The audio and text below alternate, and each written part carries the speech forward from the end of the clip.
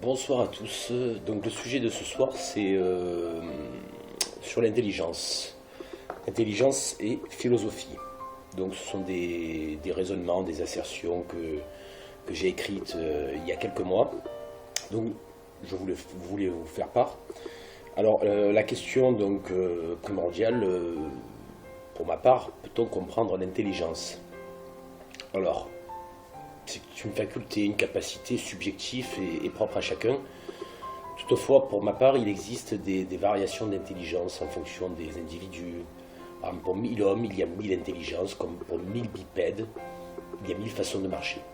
Je dirais même qu'il y a des déclinaisons d'intelligence en fonction de l'état d'humeur, de l'état d'esprit, selon une durée et un espace-temps. Toutefois, cette fonction reste et réside et véhicule individuellement, de manière idiosyncrasique. L'intelligence, comme beaucoup l'affirment, est innée. Et serait-elle une constante variable? Je me permets cet oxymore car je considère que l'intelligence se travaille et se développe comme le corps dans la culture physique. Cependant, il faut en prendre conscience et éprouver la volonté, le conatus, comme l'exprimait Spinoza dans l'éthique, afin d'optimiser justement cette capacité intellectuelle. Alors comment pourrait-on définir cette intelligence, l'intelligence de manière ontologique chez l'être humain? Aussi vaste soit-elle, aussi subtile et singulière soit-elle, l'intelligence s'accorde dans le passé en tant que souvenir, dans le présent en tant qu'immédiateté et dans le futur en tant que projection d'image. De ce fait, l'intelligence est temporelle et intemporelle. Alors, on oppose souvent la faculté de comprendre à celle de ressentir par les sensations. Et pourquoi les sensations ne seraient-elles pas une forme d'intelligence? Alors on parlerait éventuellement de sensualisme. Je reviendrai éventuellement plus tard sur cette notion. Donc il y a au XVIIIe siècle, il y a l'école écossaise donc, qui a beaucoup associé le terme intelligence avec entendement. Un terme qui me plaît assez, qu'on utilise très peu en ce moment, de nos jours. Donc comme Bacon, David Hume, Berkeley, Locke. Donc voilà, en repartant de ces sensations, de ce postulat de sensation et d'intelligence, je partirais du principe qu'on pourrait les rendre superposables. Ce qui, justement, pourrait accroître et optimiser l'entendement que je viens de mentionner. Donc il y a une valeur vraiment personnelle dans l'intelligence, cette capacité à raisonner différemment des masses. Je le vois comme ça, hein, de voir le flagrant comme quelque chose d'insipide et le subtil comme précieux.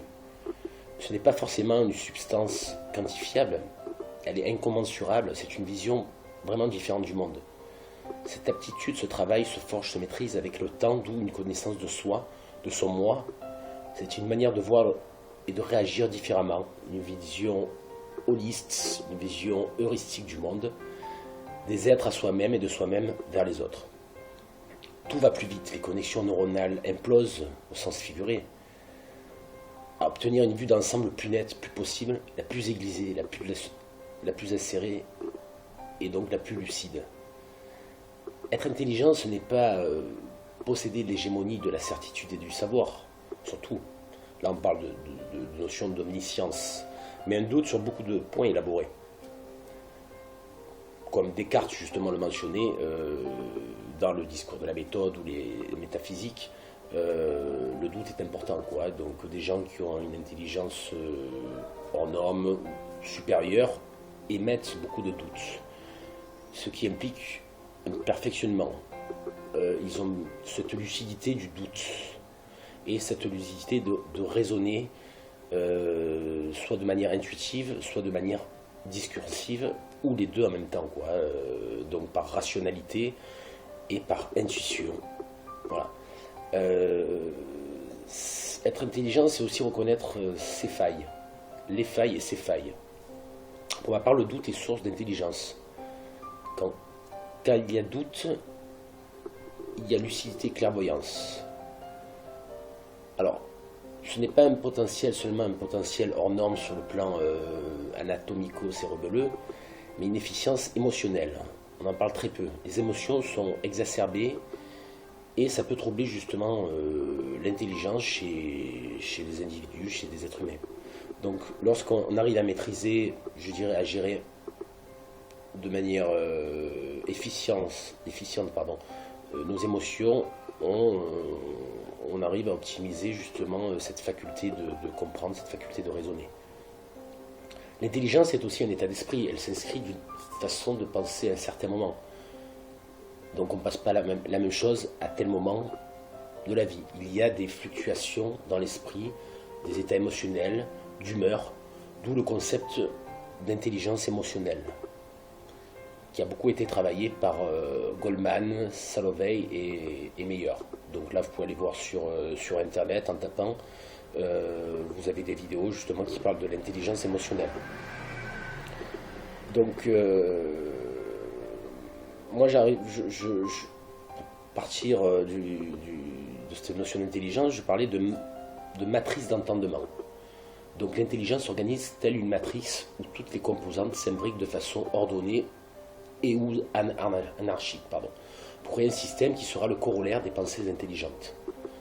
Donc cela renvoie justement un peu plus loin aux pensées intelligentes. Cela inclut un système d'organisation plus ou moins rationnel, voire irrationnel.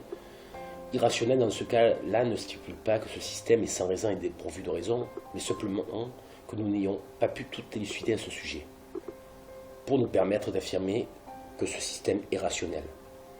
La matrice d'entendement permet d'organiser les pensées et de donner un archétype plus ou moins réel de l'intelligence, une sorte de trame, de patron, de logiciel, pour utiliser un terme plus contemporain, computationnel ou transhumaniste. C'est une programmation de l'intellection.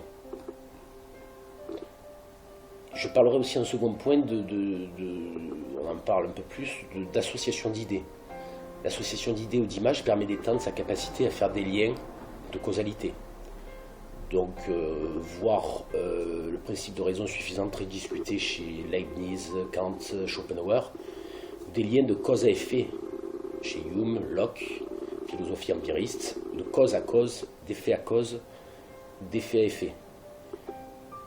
Donc, tout ça passe par un processus intellectuel visant à arborer de manière large et vaste tout est le passé afin de donner un sens aux idées, aux images. On pourrait parler dans un autre registre de concaténation, concaténation, pas toujours évident à prononcer. Je l'avais mentionné dans une autre vidéo. Les éléments qui influent sur cette notion sont l'apprentissage, les connaissances, la mémoire, les représentations, la perception, les concepts, les souvenirs, les idées, l'expérience, la culture, les faits. La liste est presque non exhaustive. Et le profil de l'agent. Ces associations se font de manière très rapide avec une capacité à la digression interne, dans de nombreux cas, c'est-à-dire, j'ai créé ce terme, à l'idée arrêt. Donc c'est-à-dire un flot de pensée, d'idées souvent incontrôlables. Donc voilà, pour finir sur cette première partie liée entre l'intelligence et l'approche philosophique, je poursuivrai mon exposé sur d'autres vidéos. Voilà, vous pouvez me suivre sur la chaîne philosophique. Si vous avez aimé la vidéo, vous pouvez liker, comme ça pourra me permettre de progresser. Vous pouvez commenter. Voilà, sur ce, je vous remercie beaucoup et je vous souhaite une excellente soirée.